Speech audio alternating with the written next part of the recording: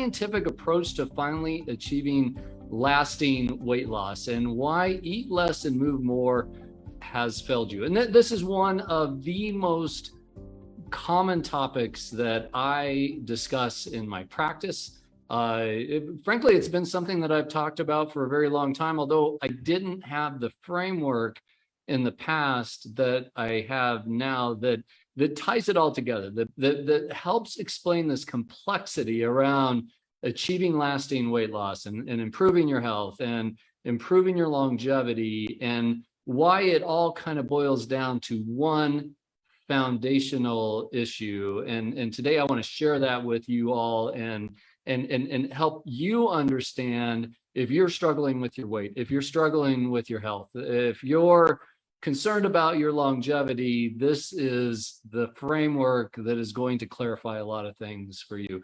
Rylan, this is something that, you have a strong background in biology and nutrition and health and things. And I know this is something that was, at least a concept that's been relatively new to you. How has this helped you, or more importantly, how has this concept around insulin resistance, I'll just let the cat out of the bag now, how has that helped you or helped you help our clients achieve their goals? I think the biggest thing is it gives them an explanation of why they're doing what they're doing when it comes to what they're eating, how frequently they're exercising. It gives them a model that allows them to understand, okay, I'm eating at this time, or I'm eating these certain foods because this is what's happening under the hood. This is what I'm fighting inside my body, and why we have to change these habits here and there.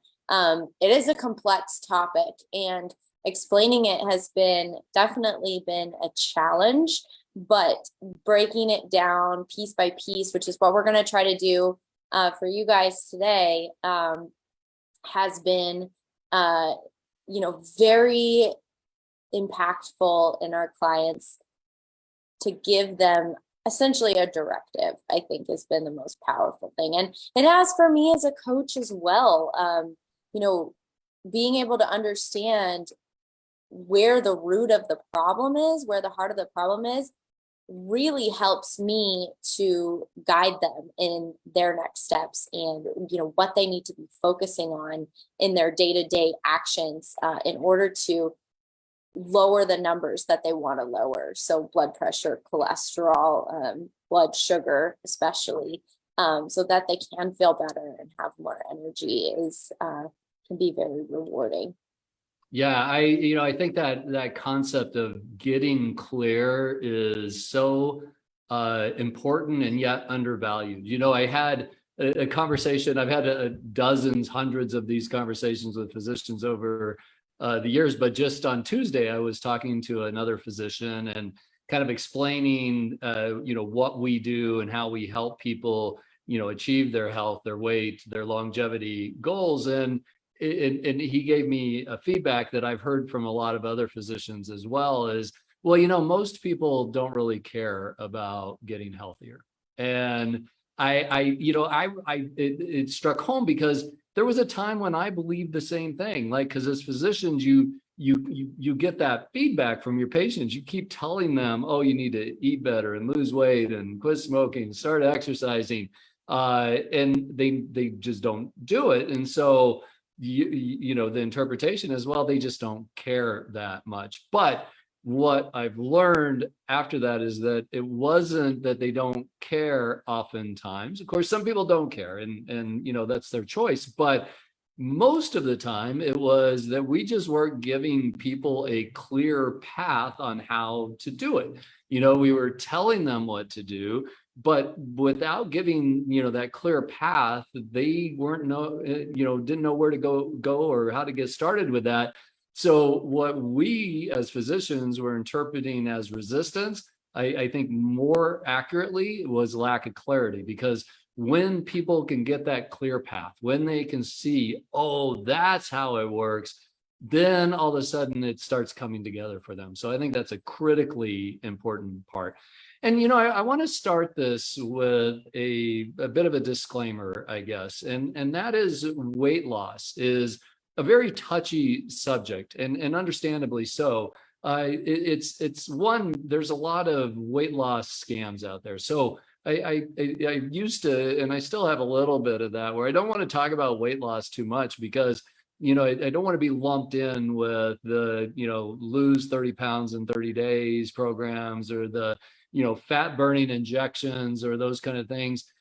We all know there's a lot of scammy and things around weight loss, and a lot of false claims. That is not where I want to be or what I want to do. And I think if you stick with us, you'll understand that as well. But the second part of that is that oftentimes being overweight is seen as something that's shameful, whether we feel it's a shameful thing or whether we feel others are judging us. I want to emphasize, this is not in any way, shape, or form a judgment thing for us. This is a health issue. And carrying too much weight, and really, let's be more clear, carrying too much fat, that's what we're concerned about. Too much fat, okay, that has implications in how we feel, our self-esteem, and how people view us and how we view ourselves. There's no doubt about that. But the thing that I want to focus on is its impact on our health. That when there is excess fat, then that's of concern, because we know that it's the underlying factor that is the reason we have these epidemics of high blood pressure, of pre-diabetes, of diabetes, of atrial fibrillation, of fatty liver disease. All of these diseases are skyrocketing, and it's because of the increase in body weight, in body fat. The latest data is that about 42% of Americans have a body mass index. That's a BMI over 30, which is the medical definition of obesity. The other thing about this is that, just emphasizing how relatively recent this has become such a huge issue. In the 70s, about 12% of Americans were obese. That, had been stable for a decade before that.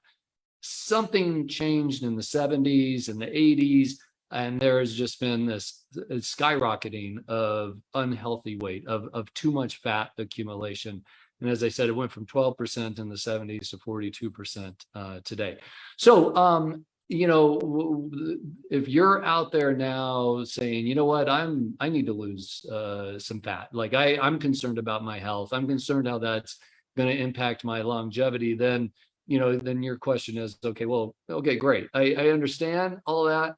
What's the solution though? Where do we go from there? And this has been a challenge. I mean, we know that traditional ways of weight loss aren't the answer. This whole, eat less, move more. I'm embarrassed to even say that I used to say that to patients because I thought it made sense. It sounds good, but the reality is it just isn't effective. It doesn't mean that calories aren't important and exercise isn't important.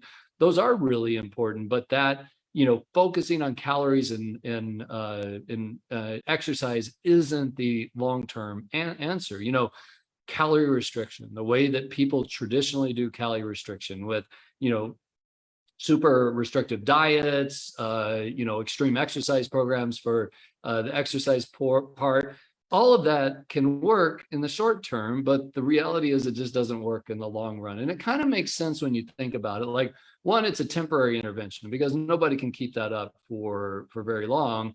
And so the weight comes back, or it works. And then the strategy is, okay, you've starved yourself and you've made yourself miserable and it's worked. So now keep that up for the rest of your life. And, it turns out we're human and most people can't do that. But what we're going to talk about today is a way that leads to weight loss, to improving your health, to improving your longevity and it lasts. And that's, that's really addressing the foundational issue, the thing that is driving the high blood pressure, the high cholesterol, the blood sugars, the weight, and how those are leading to heart disease, cancer, stroke, dementia, fatty liver, how we can reverse that, and by addressing the foundational issues, not just putting band-aids on the problems above that. And so, last time we got together, we talked about the importance of insulin resistance. That this is the most significant barrier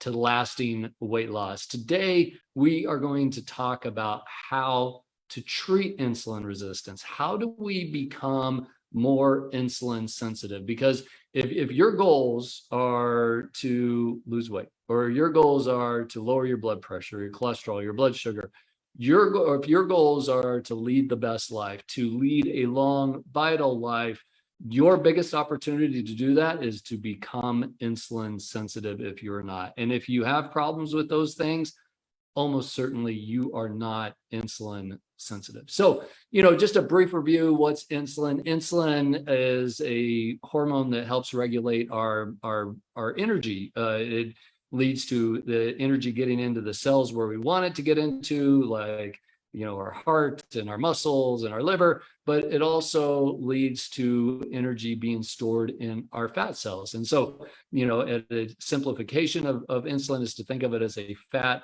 storage hormone. Its importance is crystal clear to anybody in medicine, doctors, nurses. We all know that we can make anybody obese, fat, by giving them lots of insulin. We also know that people who have no insulin, the type 1 diabetics, less than 10% of all diabetics are type 1, where they don't have any insulin, that those people are quite thin, that they, commonly will come in and say, I eat all the time and I'm losing weight. And it turns out that they have type 1 diabetes. So, the problem with insulin resistance is insulin levels are high. They're high a lot. And when your insulin levels are high, you cannot lose fat. And if you can't lose fat, then you're probably not going to achieve your other health and longevity goals. So let's talk in more detail about fixing insulin resistance. And there are two aspects of fixing insulin resistance that need to be addressed.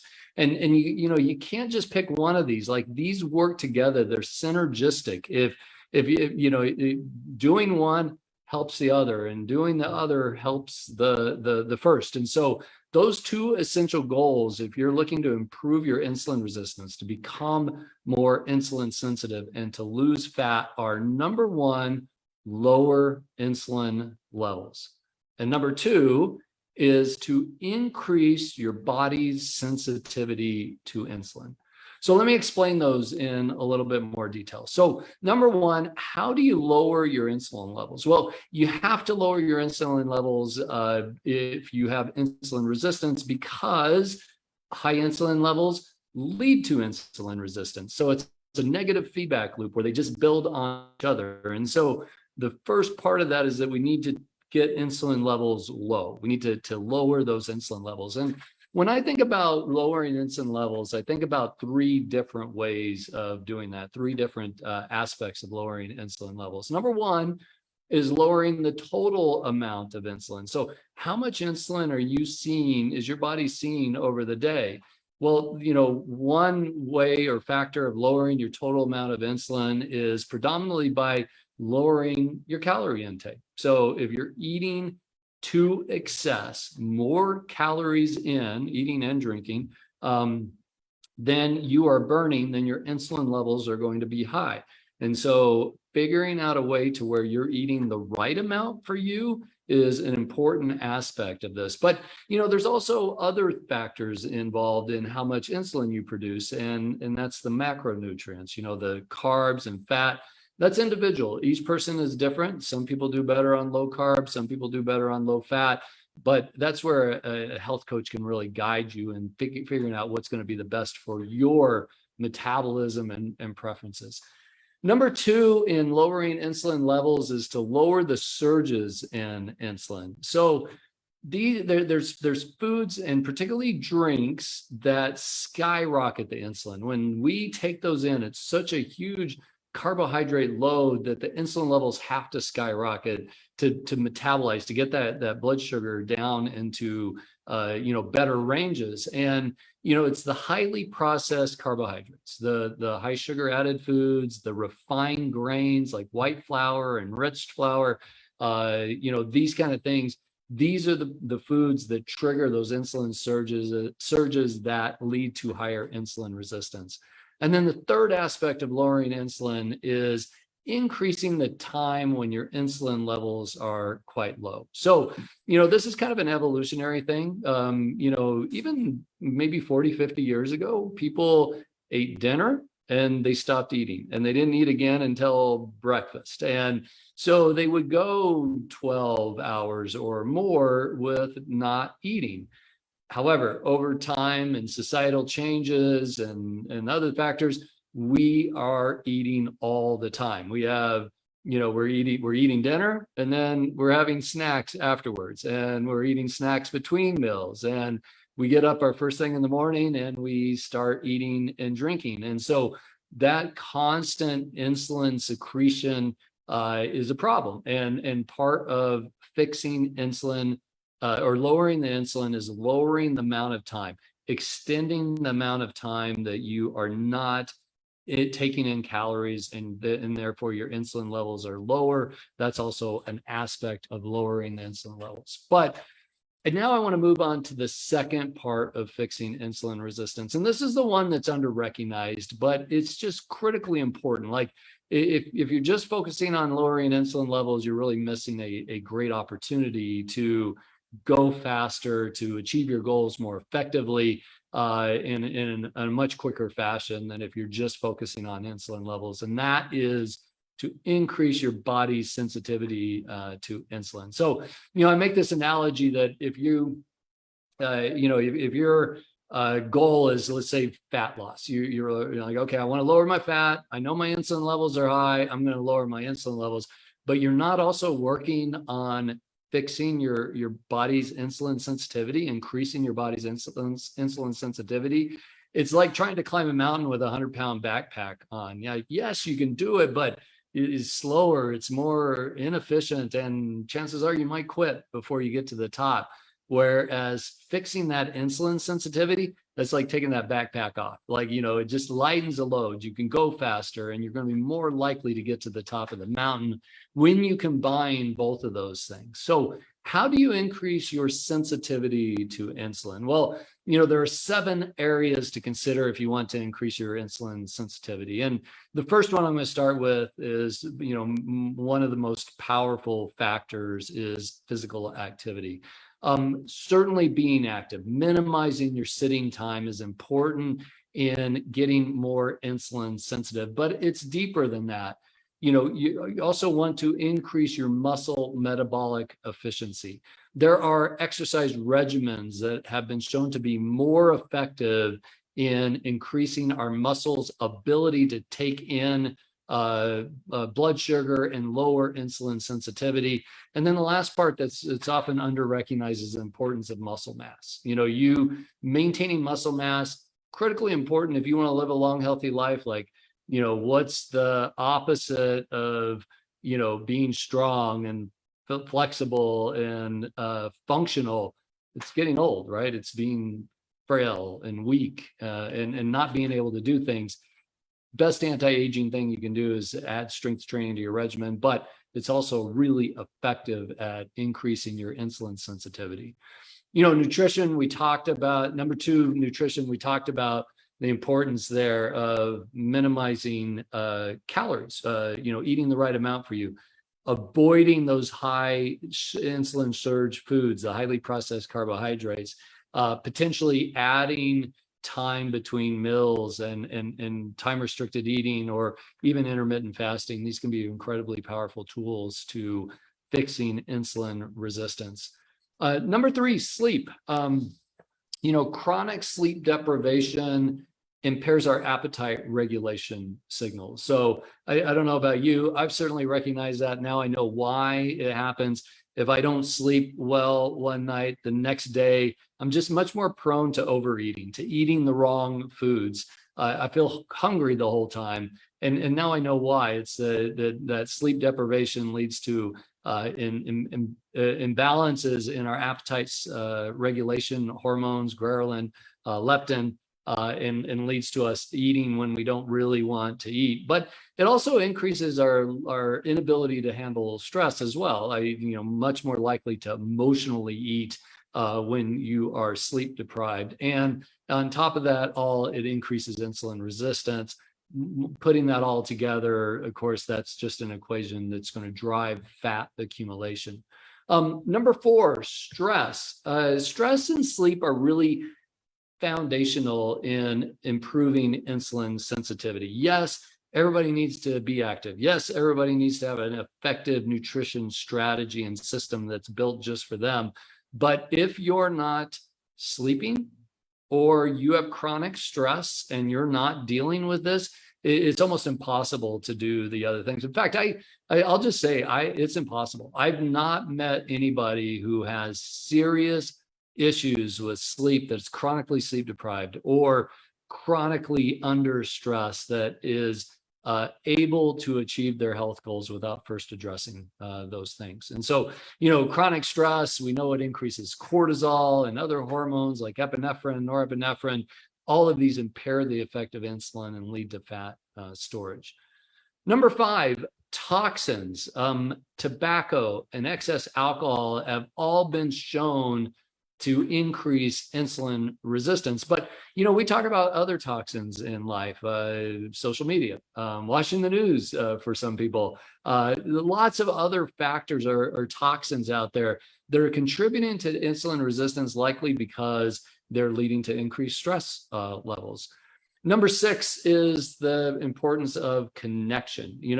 Social isolation, having a smaller social network. We know these are factors in or are associated with a higher risk for insulin resistance and diabetes. And just, although it's hard to study in a research study, we all know lack of purpose, lack of feeling like you're contributing to something that's bigger than yourself. Those are the things that lead to being disconnected in life. And when you're disconnected, you just don't have the framework, the motivation, the foundation to be able to do the things that lead to a long and healthy life. And then lastly, medications.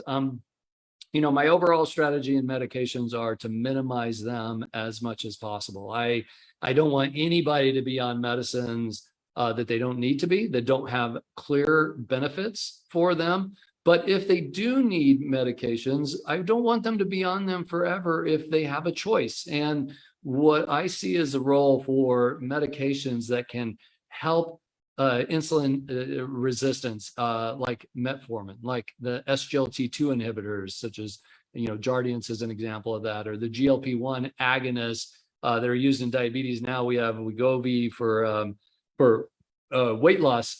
These medications, I see their best role as jumpstarting your treating your insulin resistance, not as the fix themselves.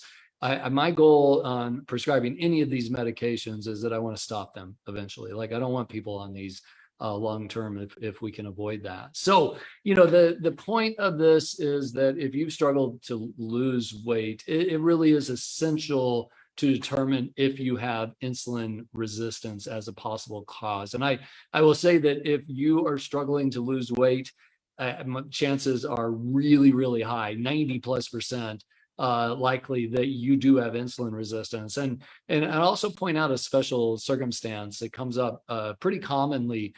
People will say, oh, well, my doctor told me I don't have insulin resistance because my blood sugar is normal or my hemoglobin A1C is not elevated. I just want to tell you that that's a limited view of the problem. We see this not infrequently. People that'll have, they're struggling with their weight or their blood pressure, their cholesterol, but they have normal blood sugars. And but when we look under the hood, when we do, we check their fasting insulin levels, we find out their insulin levels are really high. So yeah, their sugars are normal, but they're normal because they're generating so much insulin to keep them normal. And that insulin is, of course, driving fat into their fat cells. Sometimes we'll even do what you called an oral glucose tolerance test. I think of this as a sugar stress test. We basically test your body's metabolism. How do you handle a sugar load? And people, drink a sugary drink, and then we check their blood sugar and their insulin periodically for the next 2 hours.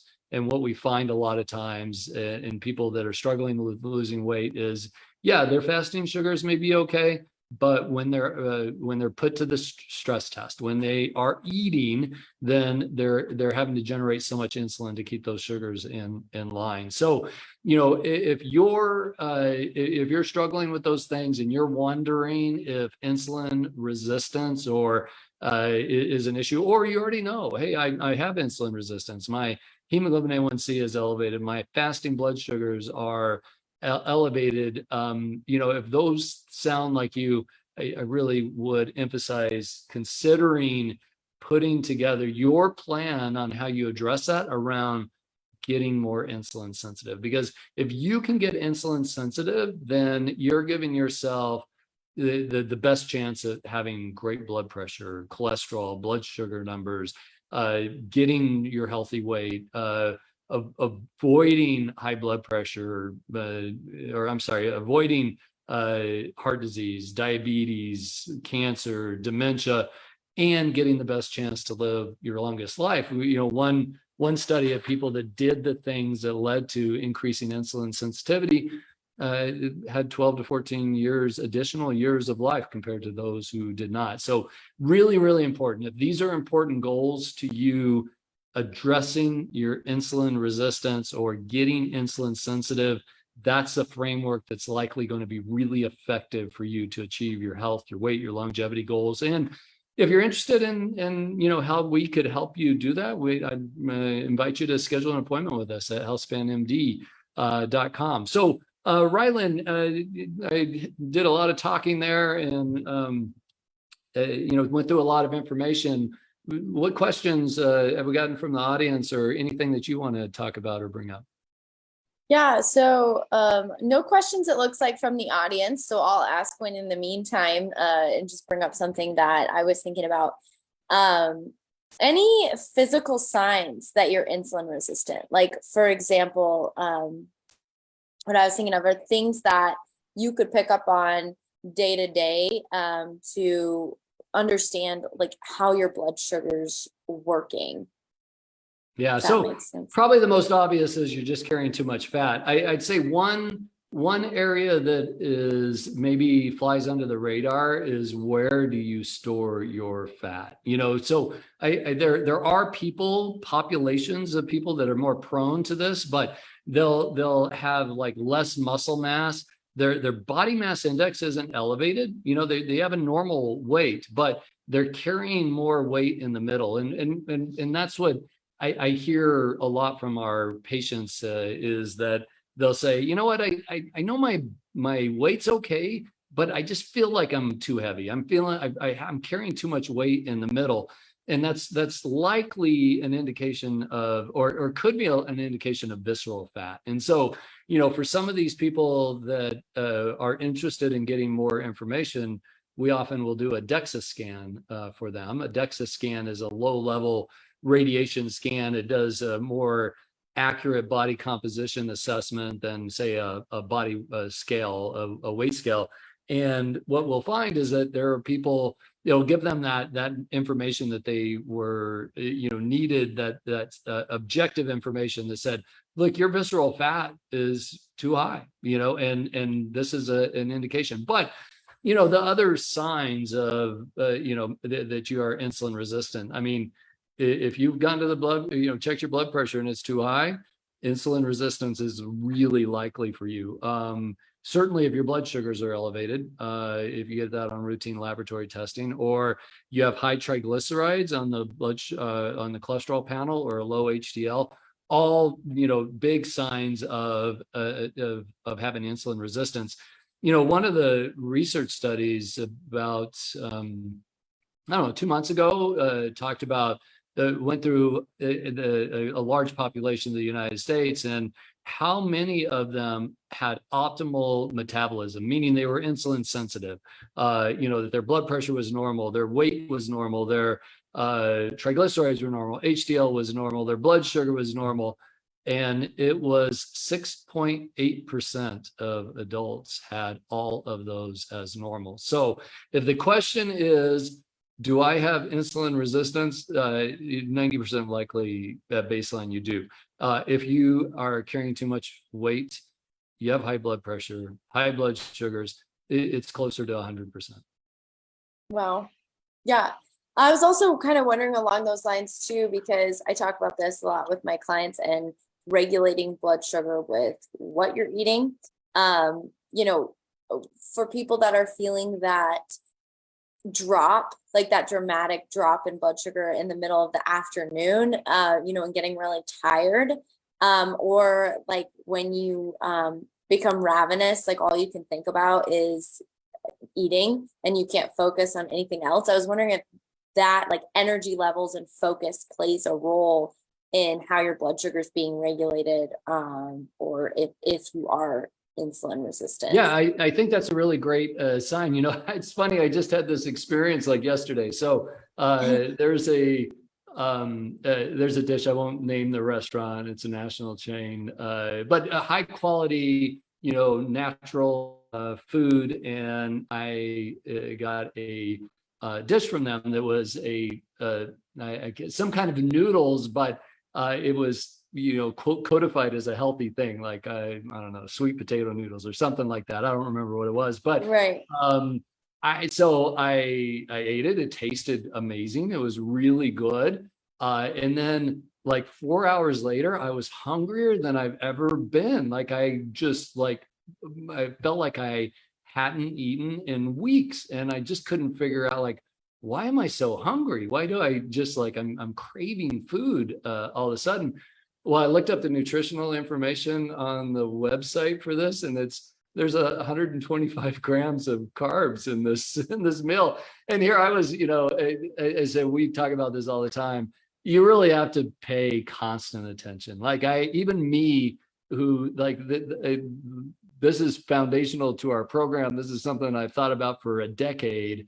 It's still easy to get fooled out there and eat food. So I think absolutely, if that's a common experience, probably most people would understand, that happens when I have a high, sugar, high refined grain food, that leads me in a couple hours to be starving. The classic was in the day was Chinese food, right? You eat Chinese food, you're hungry an hour later. That's because a lot of refined grains, white rice and high carbohydrates, that's our body's response. So I think absolutely that's a signal as well.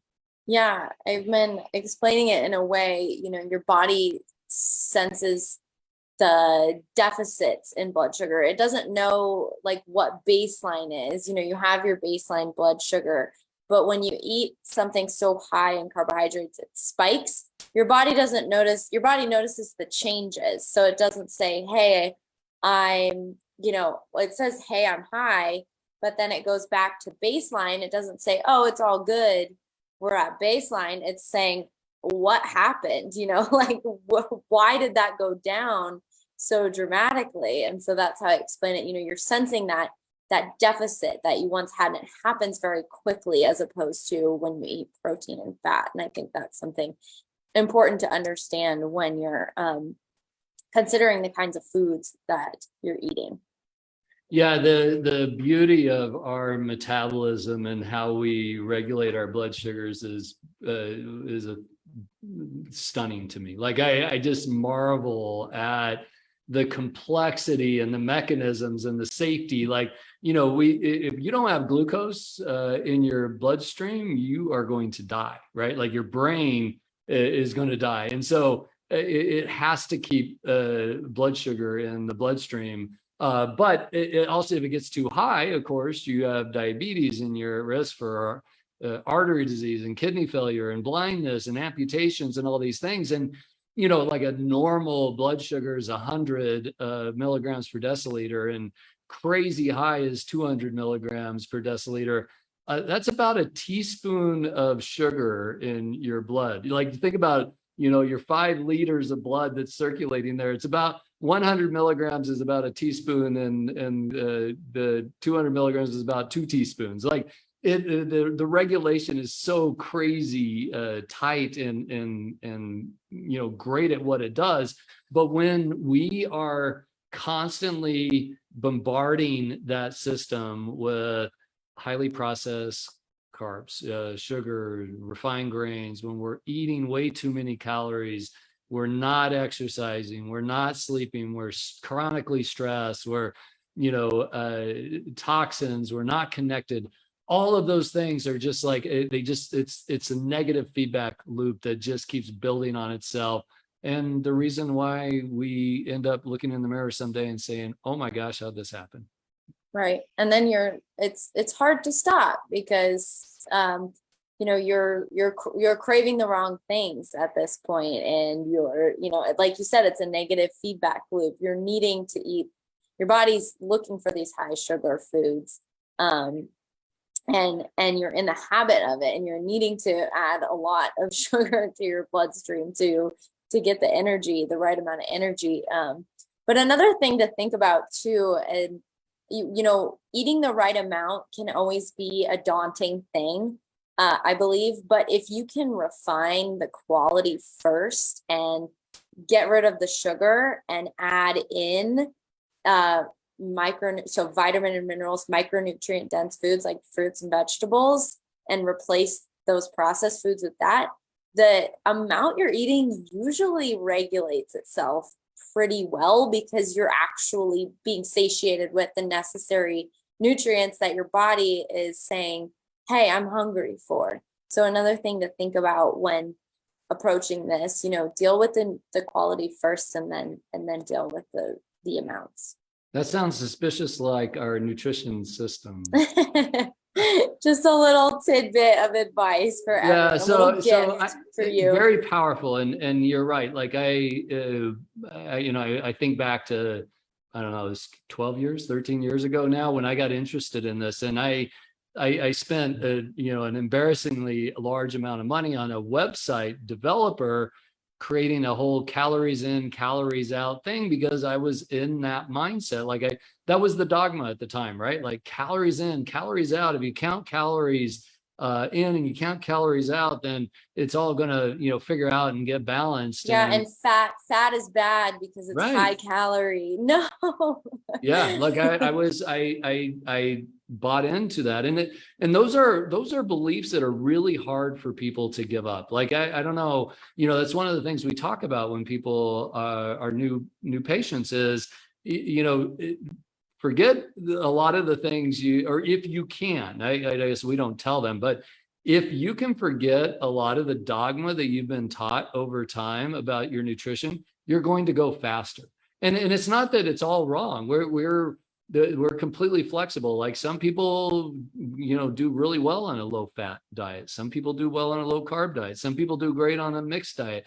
Like there's not a one size fits all, but it's interesting how we all have these dogmatic beliefs around nutrition that are actually holding us back. And I think that's one of the more valuable things we do, is that we gently challenge people on their ideas. Like, maybe they come in and they'll say, well, I need to eat 6 meals a day. If I eat 6 meals a day, then that's what works best for me. And yet they're, 30 pounds overweight, and they're on tons of medications for their blood pressure and their diabetes and all these things. Just saying, okay, well, let's take a step back. Are you sure that's the best strategy, for you? How about considering this from a different angle? And how often when people are able to do that, all of a sudden the things they thought were impossible, it becomes possible and frankly easy for them to accomplish. Yeah, taking a step back is definitely key, because oftentimes we get frustrated and we get going down this path of something that works for us. And even if we're committed, the thing to ask yourself is, are you getting the results that you want to see, whether it's in your health numbers or in the day-to-day of how you're feeling, how you want to look, your energy levels, your stress levels, etc. Your habits and the things you do every day create the results you're getting. I mean, you are a direct product of the things you do every day and your habits and your systems. So taking a step back and looking at that, if you want to change your results, you've got to tweak those habits and those systems you do every day. So that's something definitely to consider. If you think something's working for you, well, are you getting the results you want ultimately? And if not, maybe that needs to be reevaluated. Yeah. How's that working out for you? Amen. All right. Well, Rylan, well, this was, great for me. Exciting. I think this will be really helpful for our audience as well. Agreed. Next week, we're going to talk about a really important subject, and that is dementia. Dementia, it's shocking to me, these numbers, but dementia has increased 88% in the last 20 years and is predicted to triple in the future. And maybe there was a time in life when I thought, oh, well, dementia is like either you're going to get it or you won't, that it's your genetics. And certainly genetics play a role, an important role in dementia.